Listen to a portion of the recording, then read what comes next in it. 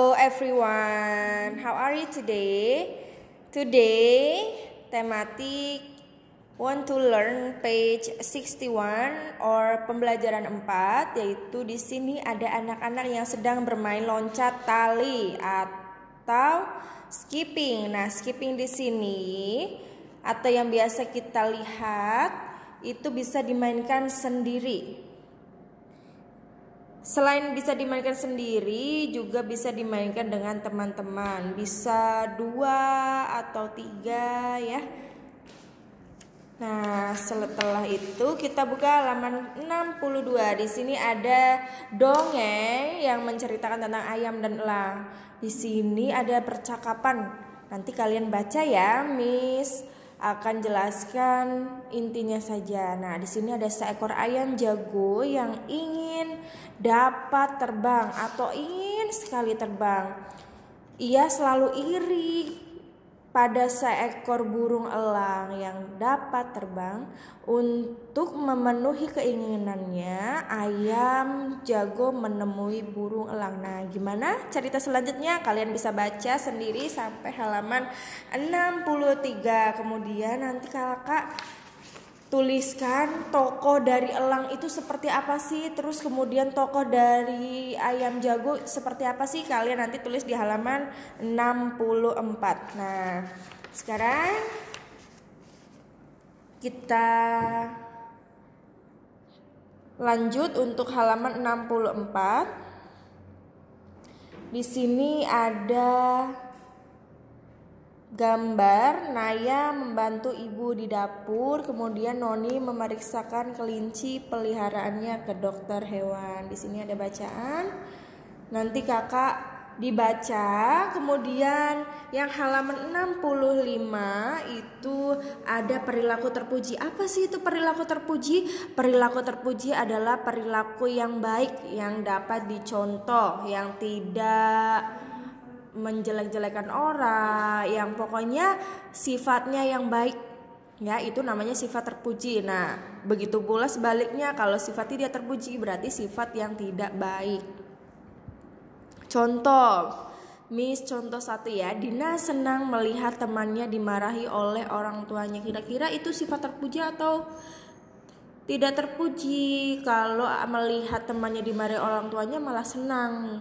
Kalian boleh checklist atau cross yang menurut kalian itu sifat terpuji atau bukan. Oke? Nah, sekarang next masuk ke halaman 66. Di sini ada cara merawat dan memelihara hewan. Untuk memelihara hewan, kita harus mengetahui kebiasaan hidup hewan, misalnya jenis makanannya, tempat hidupnya, kemudian apa sih yang disukainya. Nah, pertama, kalau mau merawat hewan atau memelihara hewan itu yang pertama kita harus perhatikan kandangnya. Kandangnya itu cukup tidak untuk hewan tersebut. Misalkan kalau ada 2 hewan peliharaan, ya kandangnya jangan terlalu kecil karena nanti sempit yang membuat hewan tersebut tidak nyaman. Kemudian hewan perlu dibuatkan tempat tinggal yang layak ya dan bersih. Kemudian makanan dan minumannya juga harus teratur, memberinya jangan hanya sesukanya saja. Kalau ingat misalkan kalau sehari 2 kali boleh, jangan seminggu sekali, nanti kasihan kurus. Kemudian selanjutnya kebersihan tubuh hewan. Ini hewan peliharaan juga perlu dimandikan, kemudian kalau sakit dibawa ke dokter ya. Nah, Miss jelaskan lagi ya untuk cara merawat dan memelihara hewan atau di pembelajaran 5 ini. Yang pertama yang perlu diperhatikan adalah kandang hewan. Nah, hewan perlu dibuatkan kandang untuk tempat tinggalnya. Kandang hewan harus cukup luas agar hewan leluasa bergerak seperti yang Miss tadi jelaskan ya. Jadi harus cukup, kalau misalkan isinya ada 2, kandangnya jangan terlalu kecil karena itu membuat tidak nyaman. Nah, harus juga cukup udara serta terlindungi dari sinar matahari. Jangan disimpan di luar rumah Sedangkan itu ada musim hujan, panas, nanti hewan peliharaan kita cepat sakit, ya. Untuk makan dan minuman tadi yang sudah Miss jelaskan juga, itu harus diberikan makan yang cukup. Kalau misalkan untuk cukup itu bisa 2 kali sehari, ya. Boleh minumnya juga, jangan lupa nanti seret, ya. Untuk kebersihan tubuh hewan kita harus rajin-rajin dibersihkan badannya atau dimandikan, ya. Dan untuk yang terakhir pemberian vaksin dan membawa dokter hewan ke rumah bisa kalau untuk di masa pandemi ini, ya. Atau boleh kalian bawa ke dokter sendiri, ya. Hewan juga perlu divaksin, Kak, karena untuk mencegah penyakit apa saja yang ada di hewan, itu perlu sekali, ya. Nah, selanjutnya kita buka halaman 67. Halaman 67 kalian silakan buka ya, Kak. Nanti kerjakan yang ayo jawablah pertanyaan berikut ini berdasarkan isi bacaan nih, Miss. Bacakan ya, mengapa hewan perlu dirawat dan dipelihara? Kenapa? Menurut Kakak kenapa, Kak? Nanti Kakak tulis di sini ya, nomor 1 ya. Terus, apa manfaat kandang bagi hewan? Nah, kandang yang bermanfaat bagi hewan itu sebagai apa? Manfaatnya sebagai apa, sayang? Untuk melindungi tubuh hewan peliharaan, ya, supaya terhindar dari panas, hujan. Coba deh Kakak lihat kalau misalkan kucing atau anjing yang tidak terawat atau tidak dipelihara atau tidak ada pemiliknya, tidurnya di mana saja, makannya juga tidak teratur, makan apa saja yang dari sampah. Kasihan, ya. Nah, makanya kalau kita mau merawat hewan, kita harus siap dari kandangnya, makan dan minumannya, kebersihan tubuhnya juga harus diperhatikan. Tidak boleh aku mau pelihara kucing tapi tidak dirawat, tidak diberikan kandang atau tidak diberikan tempat yang layak. Kemudian untuk makannya juga kita tidak perhatikan, ya. Tidak boleh ya, Nak, ya. Kalau mau pelihara hewan atau mau merawat hewan, kita harus siap tempat tinggal hewannya, makan dan minumannya, terus kebersihannya, terus pemberian vaksin juga, ya. Nah, Kakak nanti kerjakan 1 sampai 5. Nah, selanjutnya kita buka halaman 67. Di sini ada manfaat hewan liar. Miss bacakan ya. Manfaat hewan liar. Terhadap hewan liar yang terancam jiwanya, hendaknya kita mau menolongnya.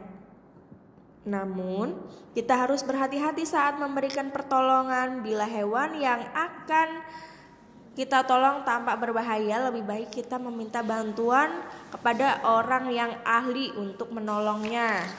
Kita buka lagi halaman 68. Nah, di sini ada gambar burung.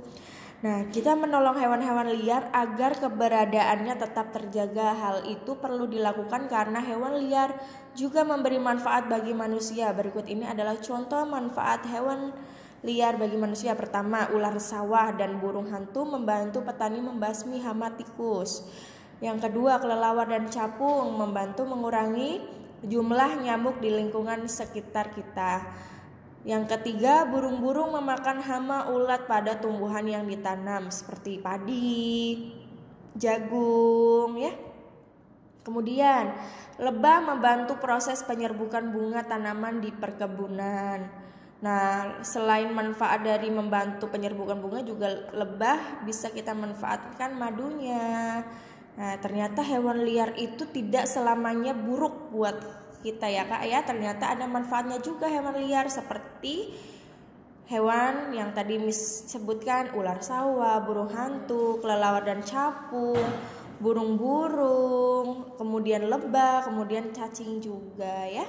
Nanti Kakak kerjakan di halaman 68 yang ini. Ayo berlatih. Yang pertama, Miss jelaskan dulu. Menyelamatkan hewan liar bertujuan agar keberadaan hewan itu tidak apa? kepedulian, punah, lingkungan, manfaat, atau berbahaya. Kalian bisa tulis dan pilih sesuai kotak boxnya ya. Sorry kak, helping box ya. Kakak bisa pilih nanti sesuai pertanyaan. Nah sekarang kita lanjut ke halaman 70. Di sini ada gambar Rino menolong seekor kucing. Nah saat pulang sekolah, Rino melihat ada anak kucing terperosok ke selokan. Anak kucing mengeong-ngeong kedinginan. Meong, meong. Rino kasihan melihatnya. Rino langsung turun ke selokan dan mengambil anak kucing itu. Meskipun bukan peliharaannya, tetapi Rino mau menolong kucing itu. Wah, Rino baik sekali ya. Itulah Rino. Rino memang dikenal sebagai penyayang hewan. Wah, hebat Rino ya. Sikap Rino yang gemar menolong hewan adalah sikap terpuji meskipun bukan terhadap sesama manusia, namun sikap Rino juga merupakan pengamalan Pancasila, mengajarkan kita untuk gemar memberi pertolongan. Pertolongan tersebut juga kita berikan kepada semua makhluk hidup yang membutuhkan, tidak hanya kepada teman, kepada ayah ibu, kemudian kepada saudara. Kita juga harus bersiap atau gemar menolong sesama ya, sesama makhluk. Makhluk itu ada siapa saja, ada manusia, hewan, dan tumbuhan ya. Nah, sikap Rino sesuai dengan sila kedua Pancasila. Sila kedua Pancasila berbunyi kemanusiaan yang adil dan beradab. Pengamalan sila kedua Pancasila diantaranya sebagai berikut, yaitu menghormati orang lain, saling menolong sesama teman, tidak membeda-bedakan suku dalam berteman ya. Nah, nanti kakak checklist di sini untuk sikap yang sesuai dengan sila kedua, masih di halaman 70 ya. Yang menurut kakak, misalkan nomor 1, berpura-pura memberi makanan kepada hewan. Sikapnya sesuai Pancasila kedua tidak ya? Kalau berpura-pura berarti kalau berpura-pura tidak tulus, tidak ikhlas. Kira-kira itu sikap yang baik atau tidak? Atau menurut sila Pancasila kedua atau tidak? Ya. Nah, next di sini ada matematika di halaman 71. Masih ingatkah kamu dengan menyimpan 15 telur bebek dalam 3 mesin penetas? Bagaimanakah bentuk perkaliannya? Mari kita ulang kembali. Di sini ada, kalau dihitung semua ada 15. Nah, 15 dibagi 3 kalau untuk pembagian. Tetapi kalau untuk perkalian kita lihat gambarnya dulu. Di sini ada masing-masing box itu isinya 5 telur. 3 box.